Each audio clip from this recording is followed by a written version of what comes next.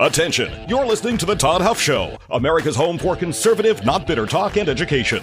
Be advised, the content of this program has been documented to prevent and even cure liberalism, and listening may cause you to lean to the right.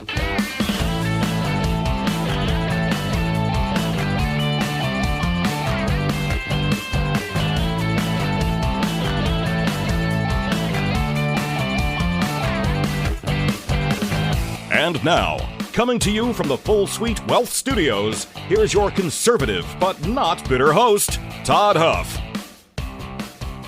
Well, my friends, I hope you had a wonderful weekend. Thank you for joining me here today. We're going to continue. This will be, day number 4 of our series. Again, I know there's a lot going on out there today. There always is. But I just... the more I've thought about this over the past couple of weeks, I just wanted to go through and give as many of you, and not so much you, obviously, as much as the people that you talk to or deal with, live around, live with, share neighborhoods with, share office space with, all that stuff. Want to give you the opportunity or the tools to be able to frame these important political discussions that we have. I mean, as I said when we started this series, people have opinions about politics, but those opinions are based on, superficial things or emotions, not all the time, but a lot of the time, because people have never been given a framework within which to think about these things or a prism through which to view the things happening in our world. Some very, very important and consequential things that are happening, by the way, my friends. And so that's what I want to talk about today. I want to continue. We talked about the nature of truth. We talked about power. And I want to kind of pick up where we left off on Friday, the last time we got together here, and talk about the intentions of the people who are running our government, and how good intentions are not what we should be looking for. We don't want bad intentions, but we want results. We want ideas that actually work, that aren't just something that sounds good or utopian or pie in the sky, something that works in the real world where we have people who are living in accordance with their human nature. These things have to be compatible and work together. Otherwise, we're all just fooling ourselves and setting up some truly dangerous scenarios. So that's where I want to pick up. It's kind of where we left off the last time we were together. So that's what we're going to do today, my friends. And if you're living with discomfort, or if you're just tired of living off prescription medications, my friend, you are not alone.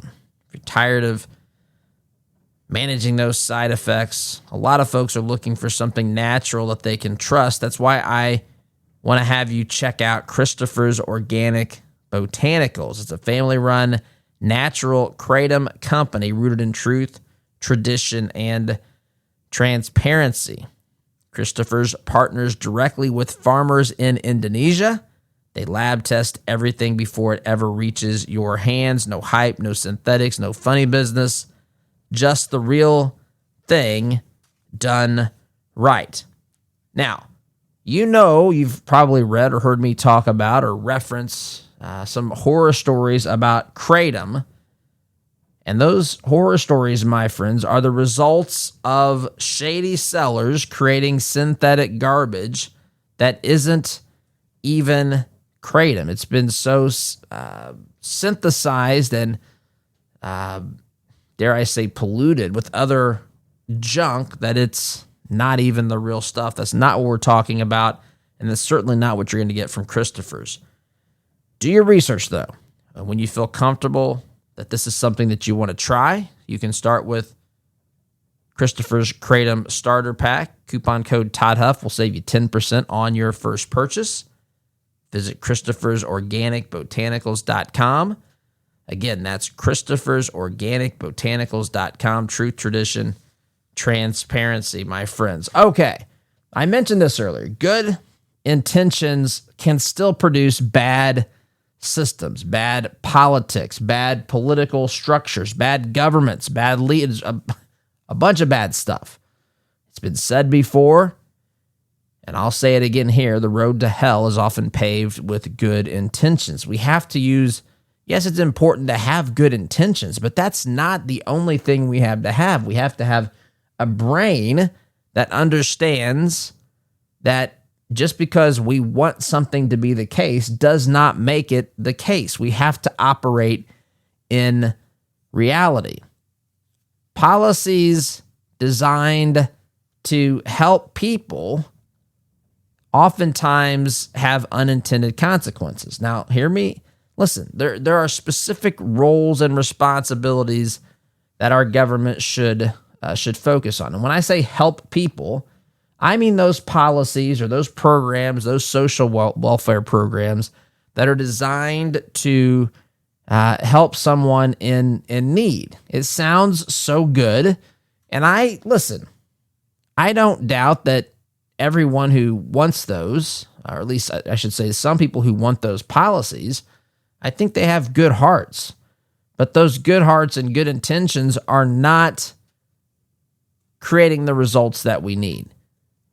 For example, if you have welfare policies, just as an example, the structure of welfare discourages work. It doesn't mean that people shouldn't get help. The question is, how do they get it, and from whom do they get it?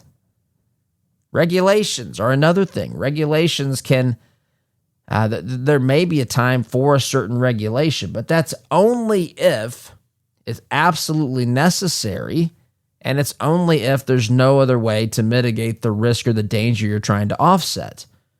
Because regulations oftentimes end up protecting certain industries. And what I mean by that is it prevents there from being new players who enter a particular market or industry because the cost associated with just simply getting set up is way too high. It's way too complicated. You know, when, for example, there are lots of things that have been introduced as policies or ideas, concepts that people want to use around the country. And it's interesting sometimes if you pay attention to who's really in favor of these policies. Sometimes it's not people who you think, it just doesn't make sense because you think that's going to hurt your business. But what ends up happening is let's say there's a big corporation like Walmart, and I'm not picking on Walmart, or Amazon or someone like that. And let's say, for example, here's a big one. Sales tax policies. You're only supposed to charge sales tax as it currently stands.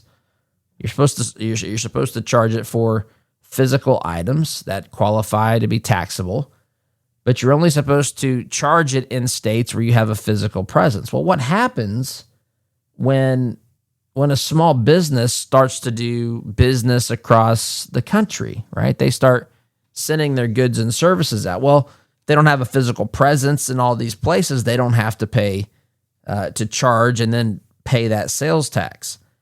Well, there's been things introduced that would put an end to these sorts of things. In fact, you'll see if you sell something on Amazon or a lot of these platforms like that, they've now got this sort of thing built into this. They'll collect that and then they'll pay it through their processes. But if a small business had to do that directly, and if they had to pay no matter where they shipped a product, if they did this on their own, it would be enormously complex because there's a whole lot of taxing.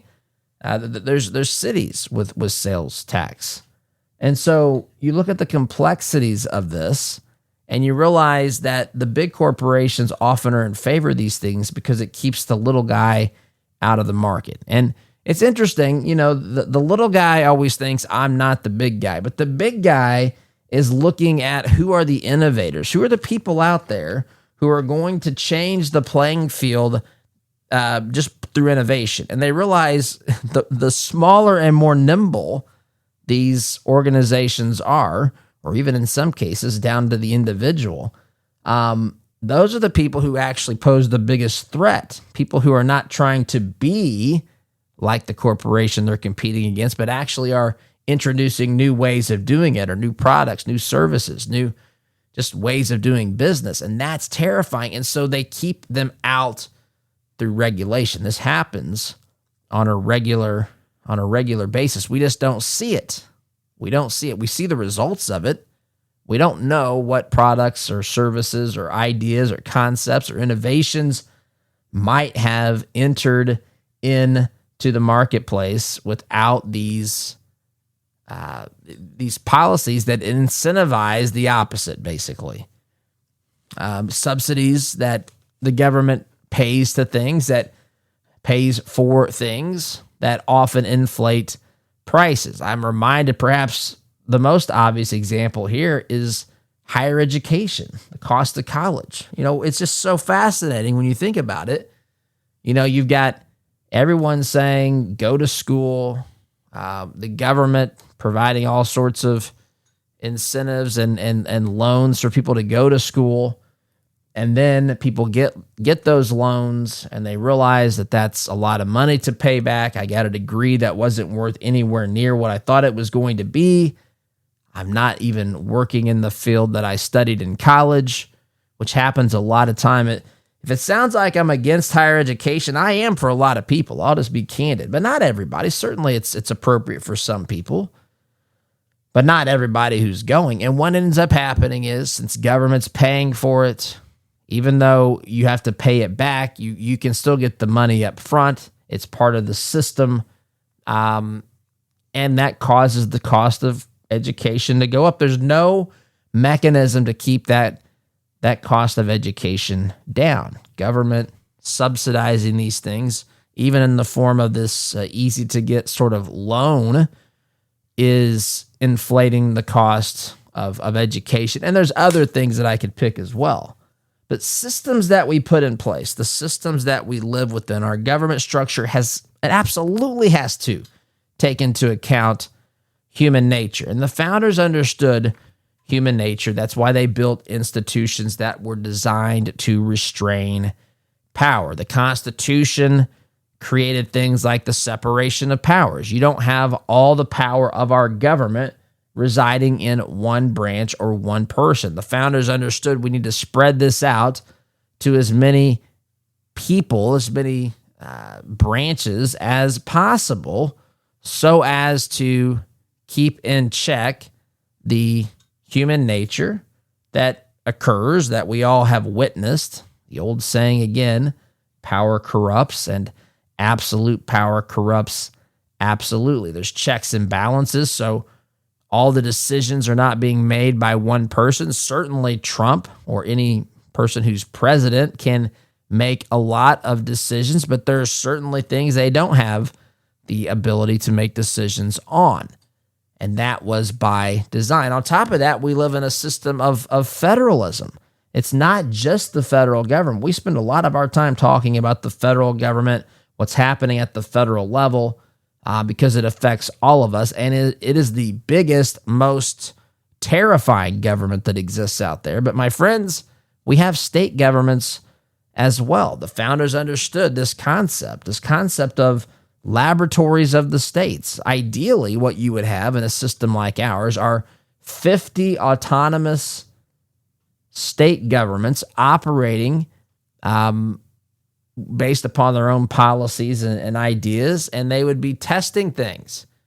And then they would look around the country and see, well, that didn't work well here. Maybe it would work in our state, but we should at least pay attention to the fact that it didn't work in this particular state. Maybe that means the idea is totally broken. Maybe it means we need to do it differently.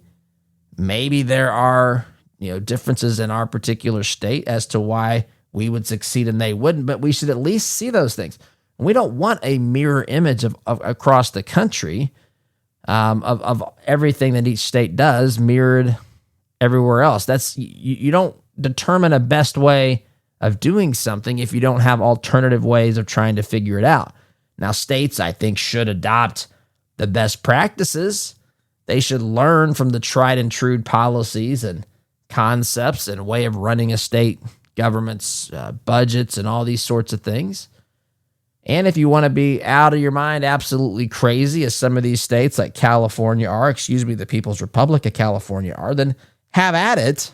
But also understand that your people, your citizens, might do exactly what they're doing now, which is leave your state. But the founders understood these sorts of things. They valued these sorts of things. They gave enumerated powers. They said, look, these powers that you have, whether you're a president, whether you're a member of Congress, whether you're a court, these are what you have. We're going to list them. We don't just give you some vague series of bullet points that you can do whatever you want to do with. These are specifically the powers that we have enumerated and listed to give you. And these are the things you should be doing and nothing else. Nothing else.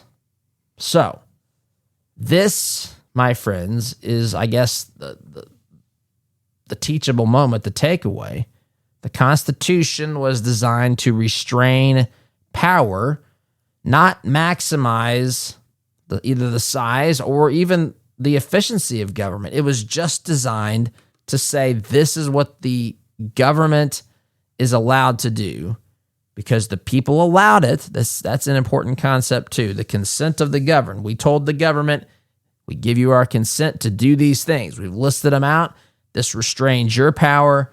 You guys have to figure out the details as to how to manage that properly, especially as things change and evolve over time. But that's how it works.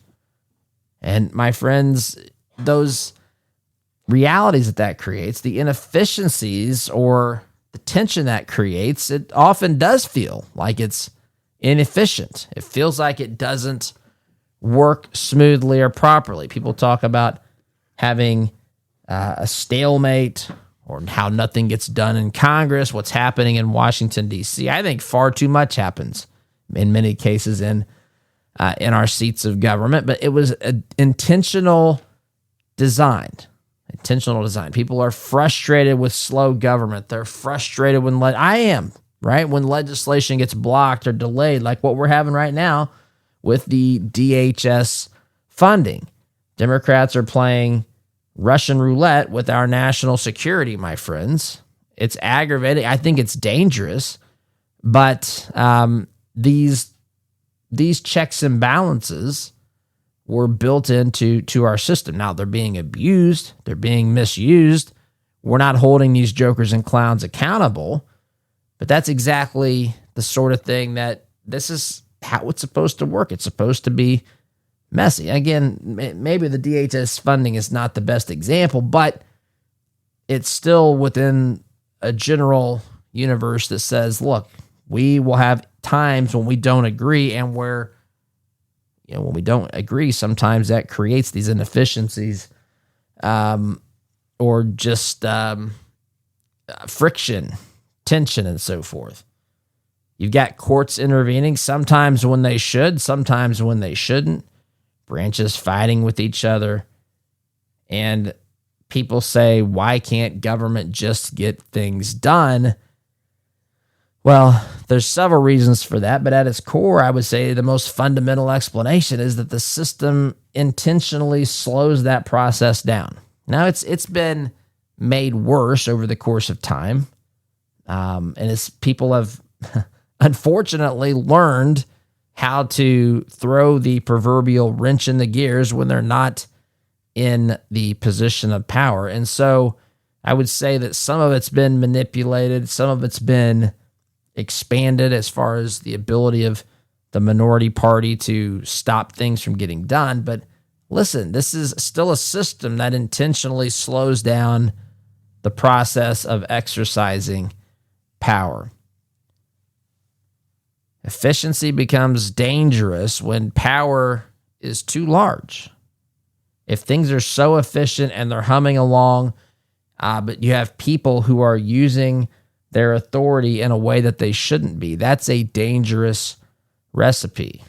And truth be told, as much as it aggravates me in many cases, congressional gridlock or government gridlock can actually serve as a protective measure for liberty. Gridlock can actually protect liberty because it protects, it prevents, or it slows the process of people with power from abusing it or using it in ways that they shouldn't be using it. More to say, my friends, on this. And I think as I talk about this, whatever's going on, listen, this will be something that's, people listen to it different times. You listen to it at, today when I'm talking on the radio or in our podcast, but some people listen to these things much later. And whatever's happening at the time you're listening to this, I hope that you can see some of the events through this lens and realize the truth of what we're talking about here and the importance of what we're talking about here. So I want to continue digging into this, my friends, but real quickly, my friends, let's be honest. When your financial world starts getting a little bit more complicated, you need more than one-size-fits-all advice. That's where Full Suite Wealth shines the brightest. Their team specializes in working with families and individuals at your level, offering personalized guidance that goes far beyond the basics. From private equity and private credit to options, strategies, and coordinated legal planning, Full Suite Wealth helps you see the big picture and make confident decisions about your legacy. It's about having a dedicated team guide you each and every step of the way so that you can focus on what truly matters most: your family, your goals, your future. Want real confidence in your financial life? All you have to do is head on over to fullsuitewealth.com to learn more information. That's fullsuitewealth.com. Build your legacy, secure your future. So when we get back, I want to talk a moment here about, I want to dig a little bit into crisis and power expansion, which is relevant to what's happening around the globe today. I want to talk why bureaucracies, the nature of government, is always to expand. It's just the natural way of doing things. I want to talk about that. And then from there, we'll see how far we get down that path. So timeouts in order, my friends. Sit tight. You're listening here to the home of conservative, not bitter talk. I'm your host, Todd Huff. Back in just a minute. Welcome back, my friends. We are just going through, again, as I shared off the top, we are going through and giving folks a framework, a prism through which you can view what's happening as it pertains to politics around the world, geopolitical events, but particularly here in the U.S., in your particular state, in your community. We're talking about why things in the American system are structured the way they are, why that matters. Talking about things, again, it's been said, the person who knows why will always have a job. The person who knows how, I should say, will always have a job. The person who knows why will always be the boss. If you want to lead and be influential, I would encourage you to learn to understand these, and many of you have, but understand these things so that you can communicate them. Explain them to folks. You'll be surprised. A lot of people never want to talk about these things. They don't have the capacity or the interest, the inclination to have a genuine discussion about the ideas about these very important matters in our nation today. But some people will. They just have never been given the tools because, hey, if you're a lover of big government and you're using what I call the 7 pillars of propaganda to churn out little obedient servants of the government, you don't want them questioning any of this. And so a lot of people don't have it. So that being said, my friends, Are you tired of spending your hard-earned money at businesses that then turn around and support leftist causes or leftist candidates? That's exactly why we created Freedom Marketplace. It's a free searchable directory of businesses that share your values. They love America. They love the Constitution. They love liberty. These businesses, by the way, have vowed not to support leftist candidates or leftist causes.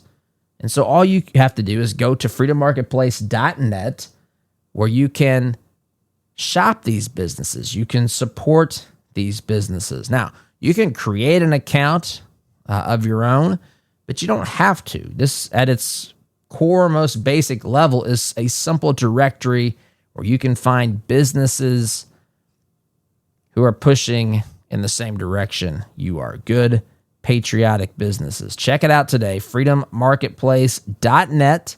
That's freedommarketplace.net. Liberty and business for all. Okay, before the break, we were talking about checks and balances and efficiency of government. And now I want to talk about a particular area, which is the crisis, well, how power expands during a crisis if we're not careful. And this happens and is often used against us. In fact, you'll remember that one of the individuals in the Obama administration, his name is Rahm Emanuel, he is quoted as saying this, and I quote, "Never let a crisis go to waste."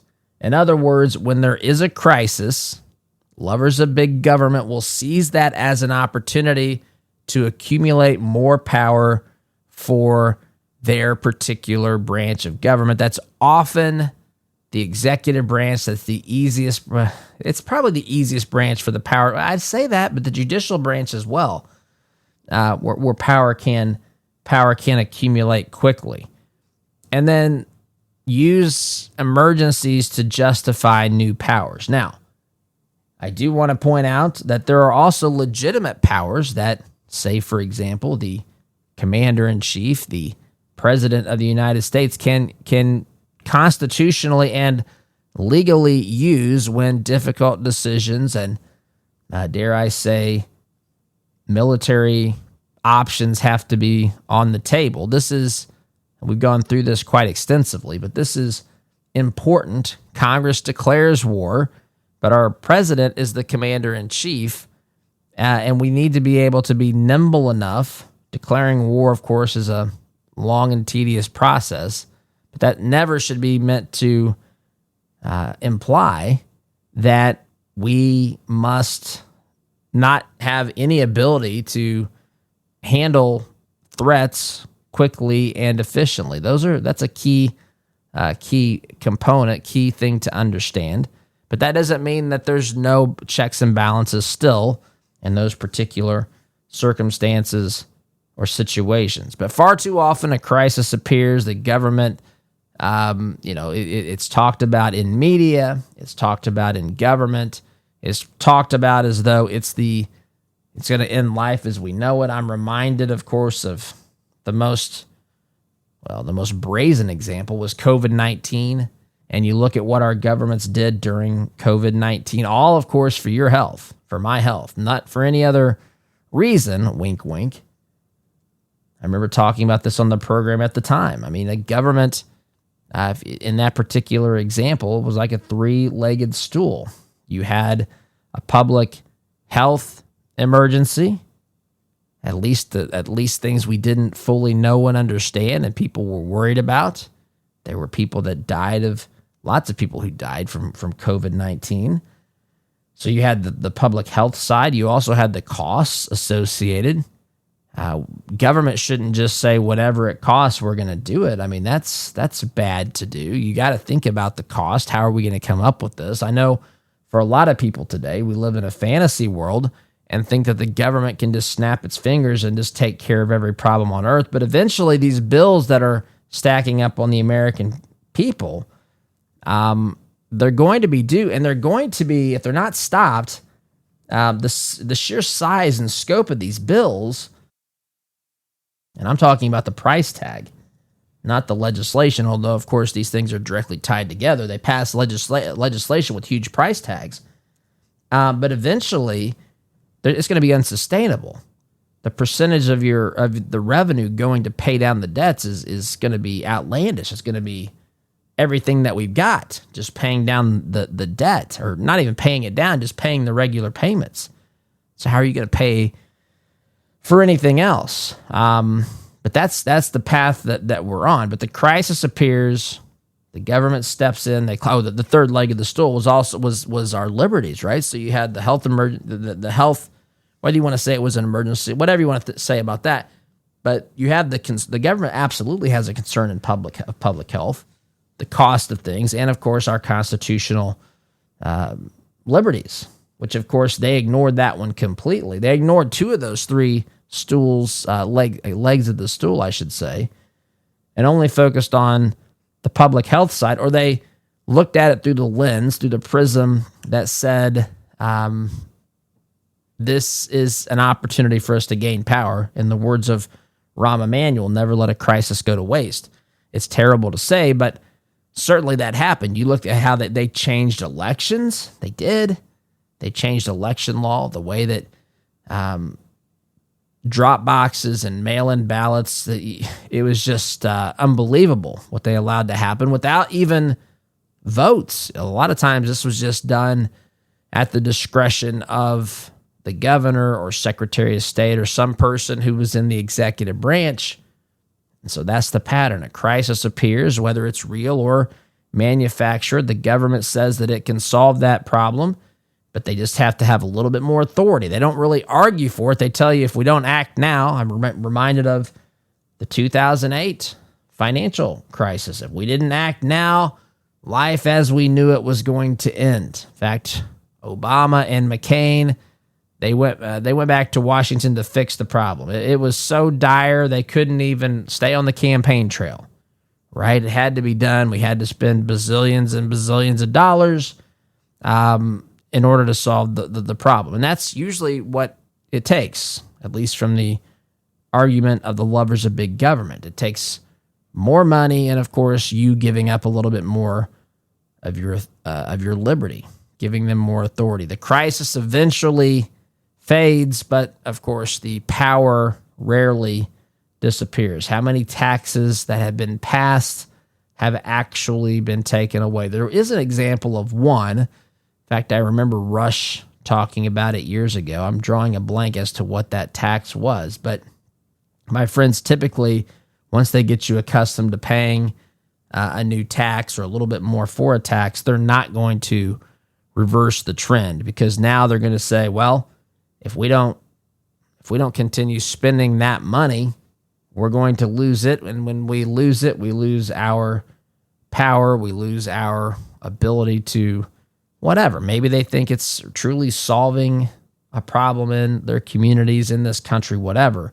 But these things rarely get back to the place that they started before the new power was acquired.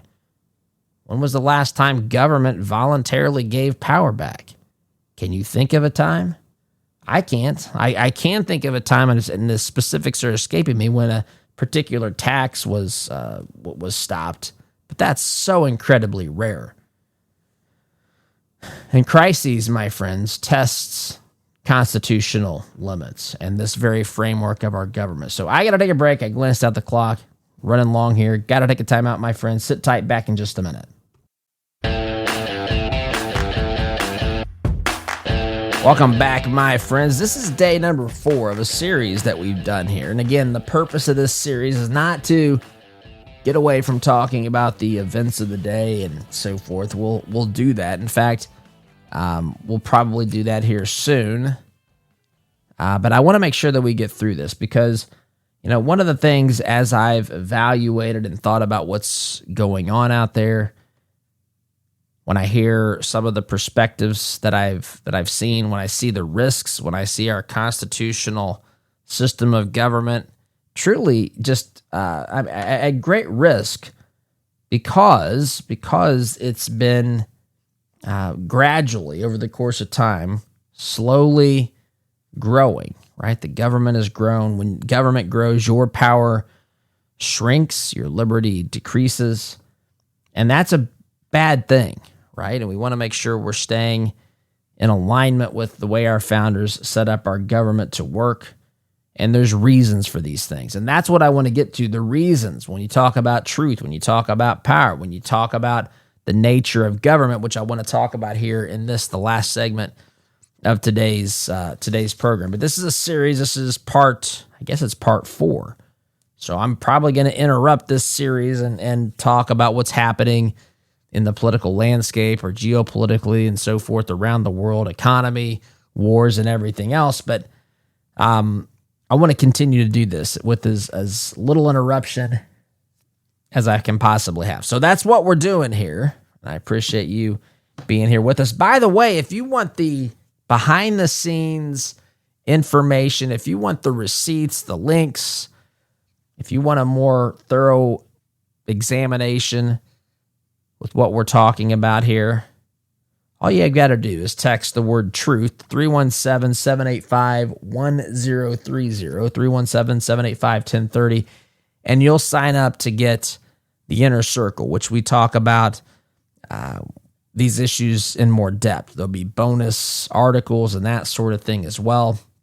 But it gives you the ability to dig a little bit deeper and learn and to get better at communicating these ideas and sharing your thoughts directly with me. That's another thing that people use the email for, and I welcome that to happen. So again, text truth to 317-785-1030, and you'll be signed up to receive the Inner Circle. Friends, you know one of the biggest challenges we have as conservatives is finding a way to ensure our values align with everything we do, the way that we live our lives, including how we invest. That's why I love what the team at 48 Financial is doing. They specialize in biblically responsible investing.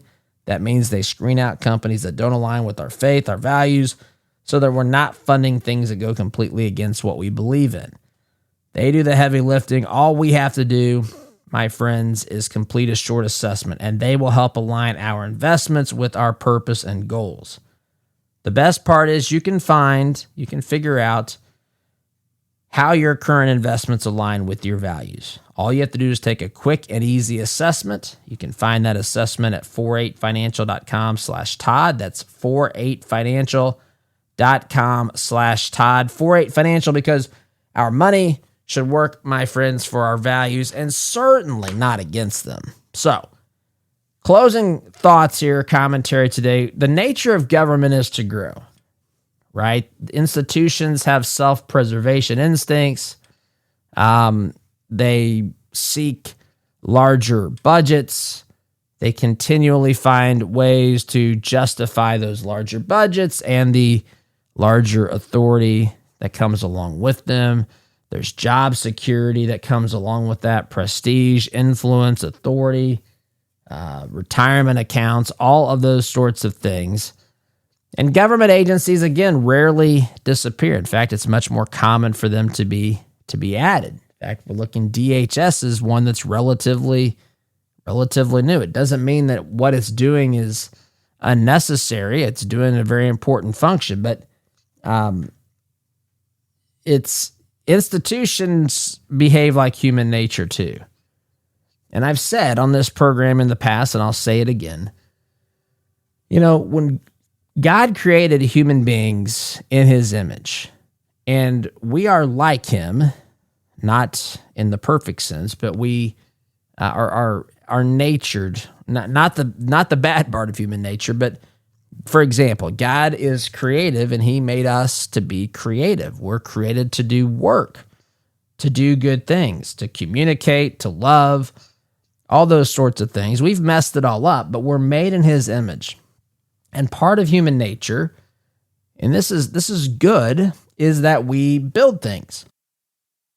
We build families, we build careers, we build houses and cities and roadways and airports and all this sort of stuff, right? Bridges, all those things that we talk about when it comes to federal funding. We build those things, and that's good. And it's typically good for those things to grow.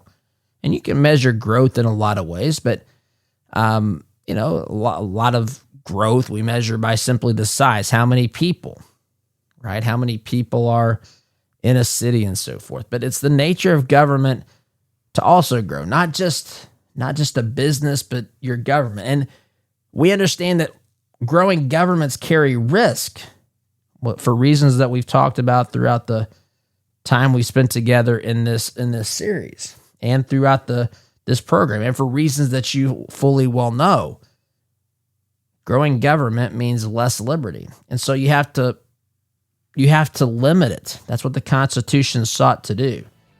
Limit it to within a certain framework so that it wouldn't get too big for its britches. Unfortunately, it has, my friends. I got to go, though. Have a great day, my friends. Thanks for listening. SDG.